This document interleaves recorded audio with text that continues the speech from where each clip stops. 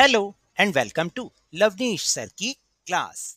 और आज इसमें हम समझेंगे संख्याओं की जानकारी। जो संख्याएं हैं आपने 5वीं क्लास में तो पढ़ा ही है ना।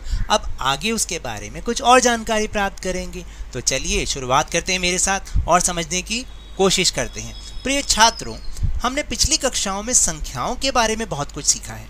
आइए हम संख्याओं से संबंधित कुछ समस्याओं को हल करते हैं।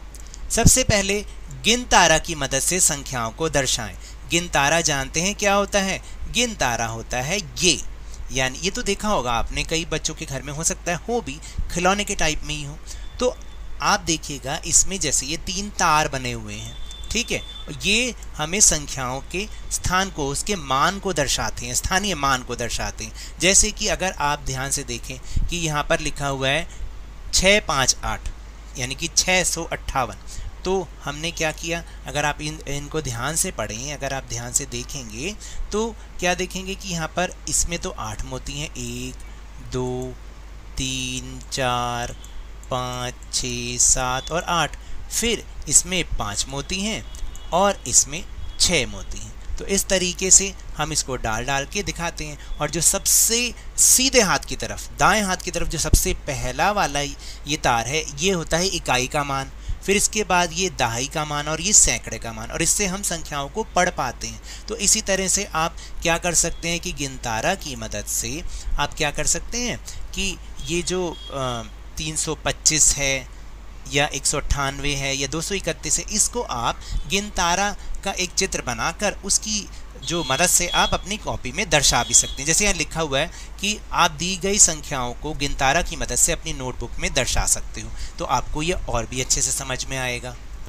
चलो इसको समझने के लिए हम एक क्रियाविधि यानी कि एक क्रियाकलाप करके देखते हैं।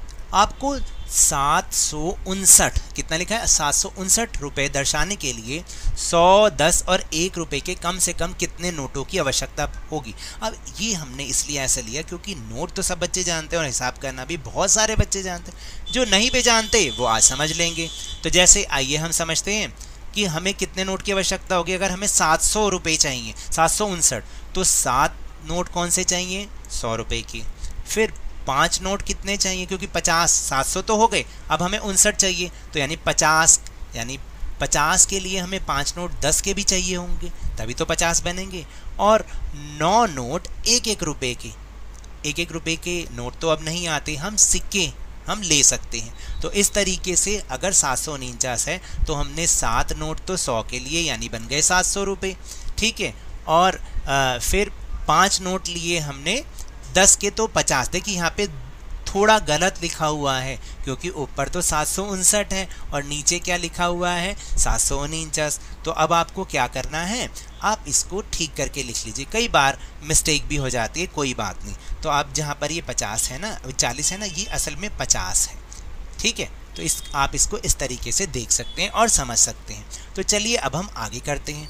तो नीचे दिए गए सवालों को आप हल कीजिए। कैसे हल करेंगे? अब 586 हैं, 586 में कितने नोट 100 के होंगे? अंदाज़ा लगाइए। 5 नोट, क्योंकि तभी वो बन जाएंगे कितने? 5 गुना 100, 500, ठीक है। फिर 10 के कितने नोट चाहिएंगे? क्योंकि 86 है, तो 86 में 80 जमा 6 86 हो सकता है। तो 8 नोट 10 के, यानी कि वो बन जाएंगे 80 रुपये। और 1 रुपये के कितने नोट चाहिएंगे? 6 नोट, तो ये बन गए 6। तो 580 जमा 6, 586। इसी तरह अब 470 को हमने लिखना है। तो 470 में 470, तो कितने नोट 100 के होंगे? 4 नोट, वो बन गए 400। 10 के कितने नोट चाहिए? 7 नोट, वो बन गए 70, क्योंकि 7 ढाई 70 होते हैं। और भाई 70 तो पूरे हो गए। अब 1 रुपये के नोट चाहिए? नहीं चाहिए, ठीक है। फिर 107 रुपये चाहिए। अब 100, तो कितने 100 के नोट? यानी एक ही नोट, 100 हो गया। और 7 रुपये, तो 10 का नोट तो आया ही नहीं बीच में, तो इसका मतलब यहाँ हमें कुछ नहीं चाहिए। और 1 रुपये के 7 नोट चाहिए, तो बन गया ना 107। इसी तरह से 850, 850, 800, यानी 8 नोट तो 100 के बन गए 800, ठीक है। और 50 के लिए 10 के नोट कितने चाहिए? 5 नोट, क्योंकि 5 ढाई 10 50 होते हैं। ठीक है, अब आगे हमें चाहिए नहीं क्योंकि 850 पूरे हो गए। है ना आसान, बहुत आसान। फिर इसके बाद का जो प्रश्न है वो देखिए और भी आसान है। अंक 3, 5, 7 और 8 की मदद से 2 अंकों, 3 अंकों और 4 अंकों की संख्या बनाइए। आपके सामने 4 अंक हैं, 3, 5, 7 और 8। अब इनकी मदद से 2-2 अंकों की संख्या बनानी है। और कितनी संख्याएं? 4 संख्याएं बनानी है। तो 2-2 अंकों की संख्याएं बनाने के लिए आप देखिए किन किन को ले सकते हो। जैसे हम ले सकते हैं 35, एक ले सकते हैं हम 78, फिर इसको उल्टा कर दो 53 और 1 87। हो गई ना 2 अंकों की संख्याएं। 3 अंकों की बनाओ तो बहुत आसान है। देखो जब भी ऐसे आए ना क्वेश्चन, आप आगे से अंकों को शुरू किया करो। 3, 5, 7, एक संख्या बन गई यानी 357। अब दूसरे अंक से शुरू करो 5, 7 और 8 यानी 578। अब तीसरे अंक से शुरू करो 7, 8 और वापस से 3, 783। अब उसके बाद वाले अंक से शुरू करो 8, 3 और 5, 835। बन गई संख्याएं। अब 4 अंकों की संख्याएं बनानी है इन्हीं अंकों को यूज़ करते हुए। तो पहले 3, 5, 7 और 8 यानी 3578। अब अगली संख्या से शुरू कर दो 5, 7, 8 और 3 यानी 5783। अब अगली संख्या से शुरू कर दो 7, 8, 3 और 5 यानी 7835।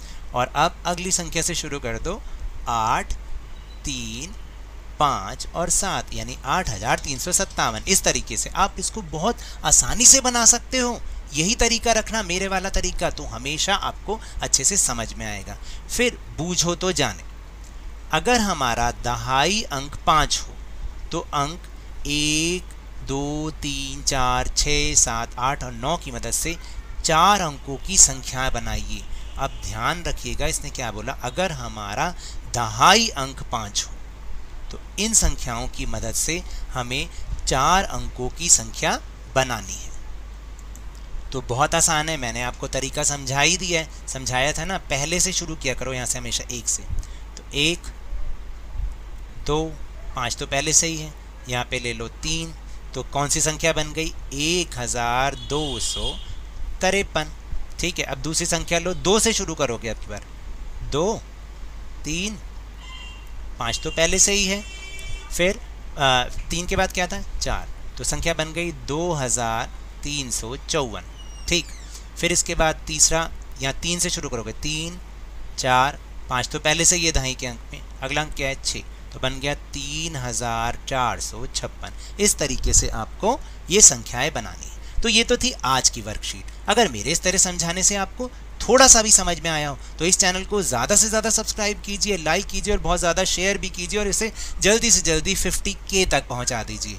लेकिन साथ साथ ये भी याद रखिएगा, कोरोना बहुत ज़्यादा फैल रहा है, इसके विरुद्ध लड़ने के लिए आपको मास्क लगा के रखना बहुत ज़रूरी है और समय आने पर इसकी वैक्सीन भी अवश्य लगाएं, क्योंकि कोरोना को हराना है और ज़िंदगी को एक बार फिर से सुहाना बनाना है। इसी उम्मीद के साथ बहुत बहुत धन्यवाद।